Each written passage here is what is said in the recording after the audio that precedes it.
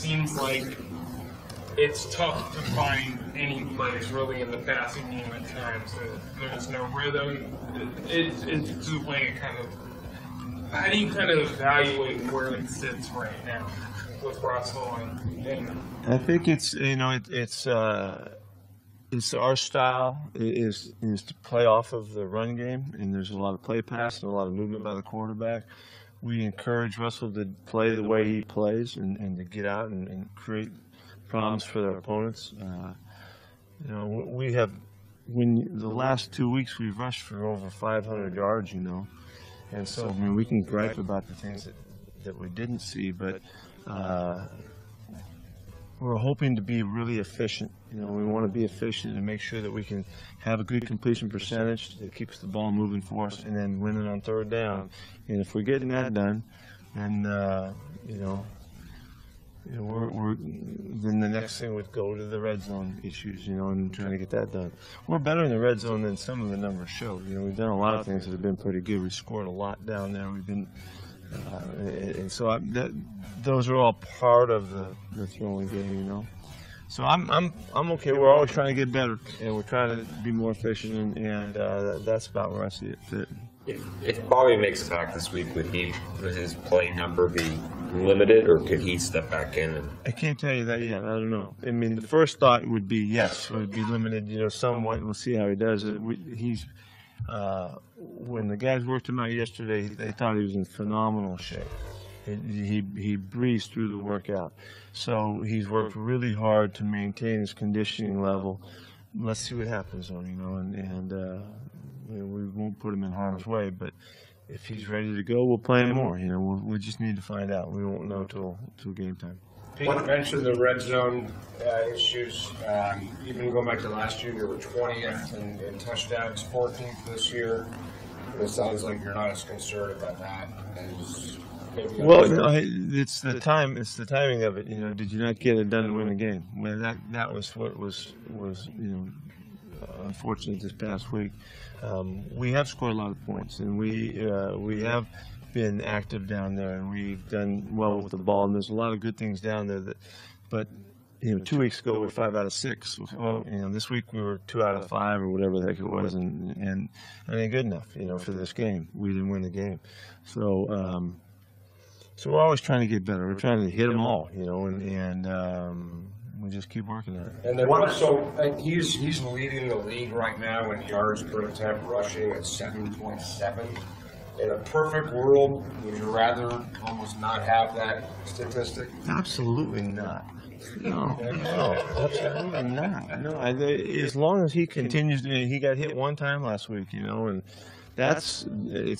we should keep track of that as much as anything if we're concerned about it. As long as he continues to run and find space and get out of bounds and get down, that's our style of the way we play, and he's brought that uniqueness to us.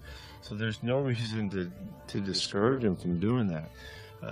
If it's taking away from another part of our game, then okay. Marshawn has been making tremendous yardage and has a terrific average too, and the combined yardage is really special, when he's running. So we're not worried about that at all.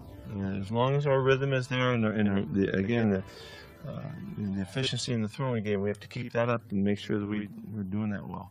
I want to ask you a quick question about Marshawn. Did you hear about the wallet? I did hear about the wallet. Just another deed well done.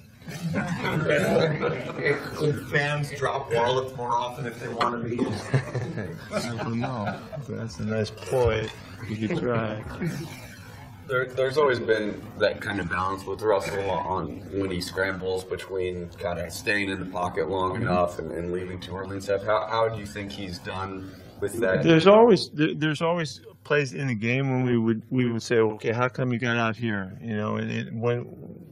When he does what he does because he's forced or flushed or whatever, we don't have any question about that. We always want him looking downfield and trying to get the ball downfield to the receivers first, which he does. And sometimes, if there's been games when it's so easy for him to escape that he tends to get out and just take advantage of it. And there's times there where we're encouraging him to hang with it. There's no reason to go, but his efficiency is tremendous in when he takes off and when he keeps the football and does that stuff. So it's difficult to deal with, and so we just work with it as we go and make sure that we assess as we're going along, and hopefully keep him guided well. James, in December against Arizona, what did their defense do so well in containing? They adjusted from the first time we played them really well. We did some things in the first game. We had a pretty big day offensively the first time out, and they took some things away in good fashion. It was nice adjustments by them. We didn't run the ball very well. We had plenty of opportunities. We took the ball off them a ton of times that game, and they just kept hanging and hanging. What they did well in that game is they ran it 47 times, I think, and they just kept doing it. And they didn't get a ton of yards, but for that many attempts. But their persistence was really obvious.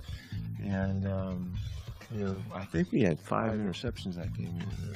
Is that right? 4 interceptions that game that should have been the difference in the game. But Carson was able to make a great play with Michael Floyd right at the end and won the football game. And we kept it. We allowed the game to be so close that a great play could make a difference, and they did it. So it was a great job by them. People always talk about the deep ball with the Arians, but beyond that, what are the elements that make his passing game such a challenge to defend?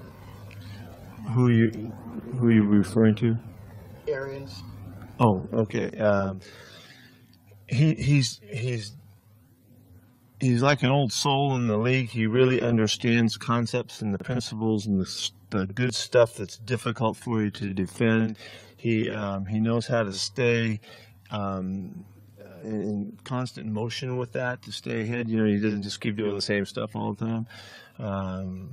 He's got they have a real confidence about going for it, and that's instilled in their quarterbacks. You can see it as soon as Drew comes on the field. When Carson gets hurt, bang, they're going right after you. They're not hesitating, and so that's a mentality that they have to go along with the great system that they have. So I think it's as well designed as anything we face. Up next, we hear from the guys who take the field. It's the Player Spotlight when Seahawks Press Pass continues. Do you remember the last time you felt desperate? When I had negative $38 in my account and I needed a ride home.